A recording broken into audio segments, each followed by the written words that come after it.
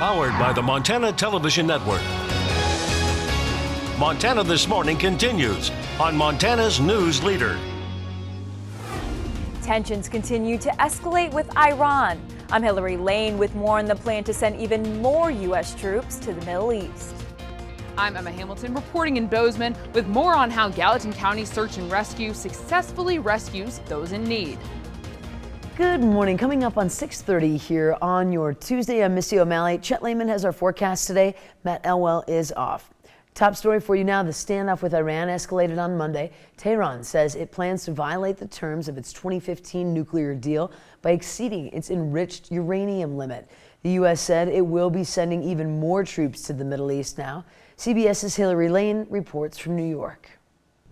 The Pentagon said yesterday that an additional 1,000 troops are being deployed to the Middle East. Acting Secretary of Defense Patrick Shanahan said it was in response to last week's attacks on 2 ships near the Strait of Hormuz. In a statement, Shanahan said the attacks, quote, validate the reliable, credible intelligence we've received on hostile behavior by Iranian forces and their proxy groups. The announcement came after Tehran warned it would soon exceed its agreed-to limit on enriched uranium stockpiles. That limit was established by the 2015 Iranian nuclear deal, which the White House withdrew from last year. We are suspending, we are not revoking the commitments, we are not removing the commitments. Iran's atomic energy spokesman says the uranium would initially power a research reactor, but he said it might eventually be enriched to a level just below weapons-grade strength if the European Union fails to negotiate a new nuclear deal by July 7th. We should not yield to nuclear extortion by the Iranian regime. State Department spokesperson Morgan Ortega says Tehran is still bound to the terms of the original agreement. We call on the Iranians not to obtain a nuclear weapon and to abide by the commitments that they've made to the international community. The EU's chief diplomat says Iran is still technically in compliance with the deal's provisions, and she hopes it will remain so going forward. Hillary Lane, CBS News, New York.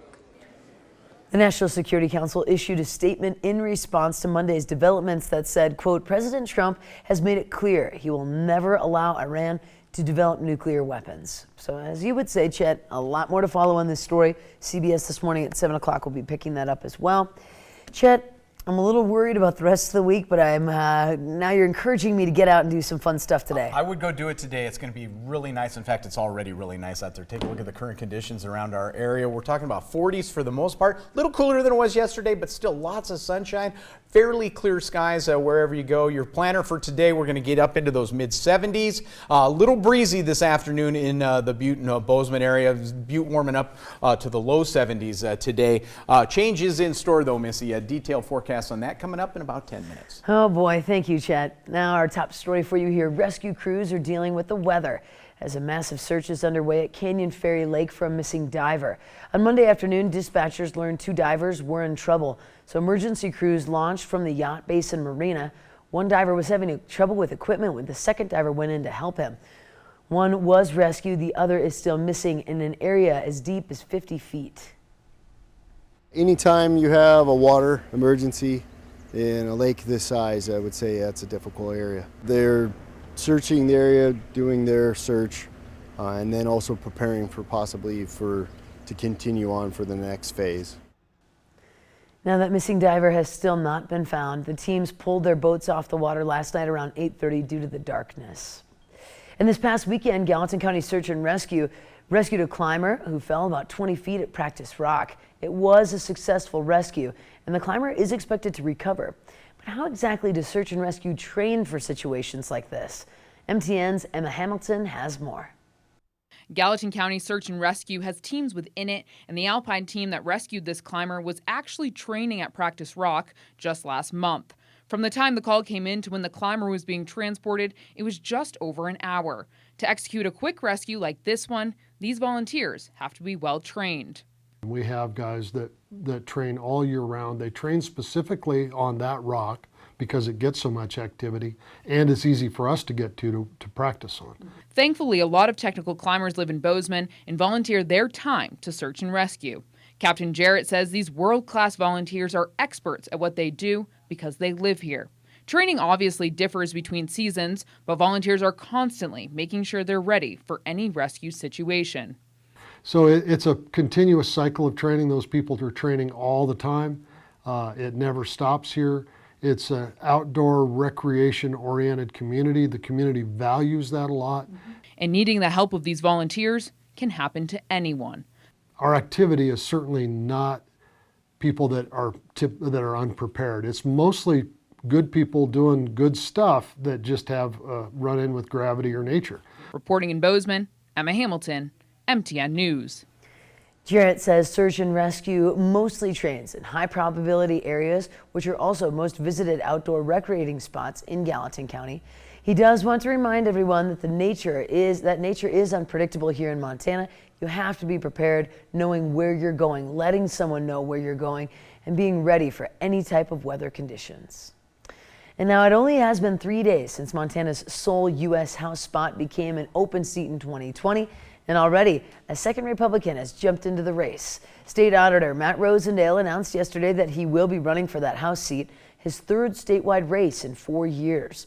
The Montana House seat officially became open for 2020 last Friday when incumbent Republican Greg Gianforte announced that he is running for governor next year.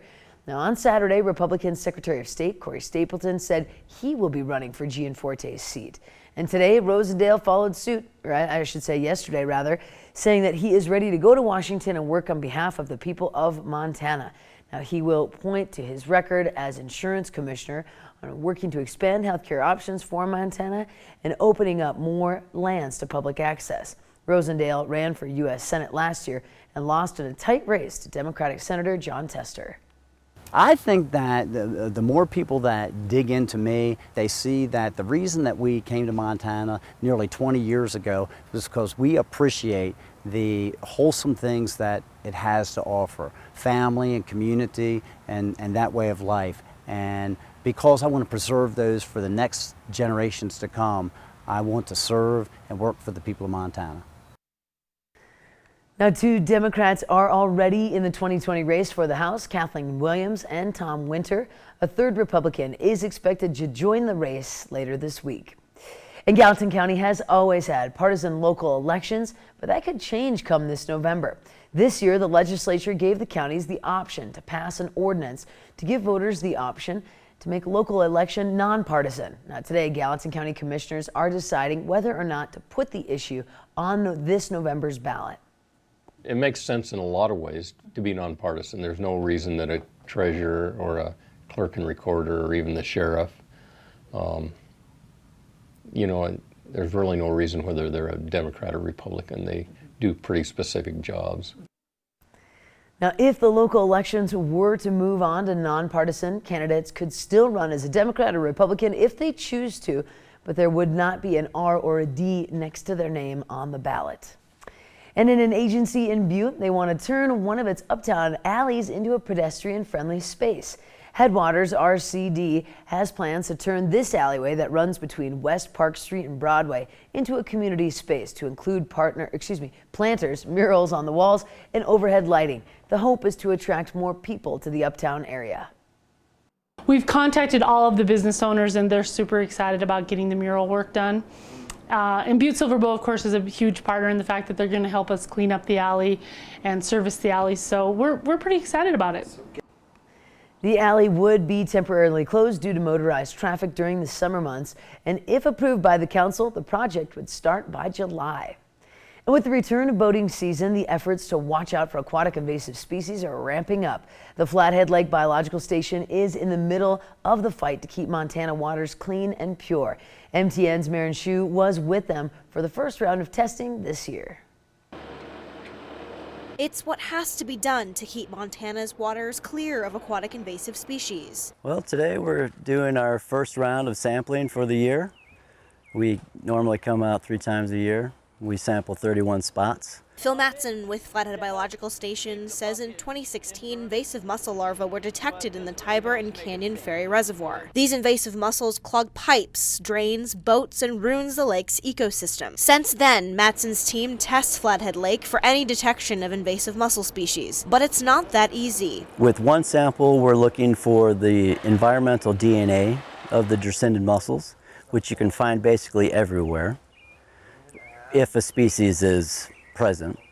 And then the other sample is going for a microscopy analysis. The different samples go to labs across the state for any detection of invasive mussel species. This work is extremely important, keeping our waters, boats, and pipes from looking like this to looking more like this. Evan Smith with the Salish and Kootenai tribe says it's a careful process to avoid potential cross-contamination. As you can see, the team wears gloves and sterilizes every sample tube. If we do get a positive hit, we don't want to be spreading it around. So we're just doing a very strict protocols to make sure that we're not doing any cross-contamination of our samples. You can do your part to prevent the spread of these mussels. Clean, drain, and dry your watercrafts and stop at mandatory boat checks before you set sail. In Polson, Marins Hugh, MTN News. Stay with us. We do have to take a quick break, but in a moment we have a story out of Mexico about the amount of troops deployed at its border, as well as the latest on the tariffs. But first, it's time to check in with Tony Dokapil with a look at your headlines coming up at 7 on CBS This Morning. Ahead on CBS This Morning, military families living in dirty and damaged homes. A CBS News and Reuters investigation uncovers evidence of misconduct in the private military housing program.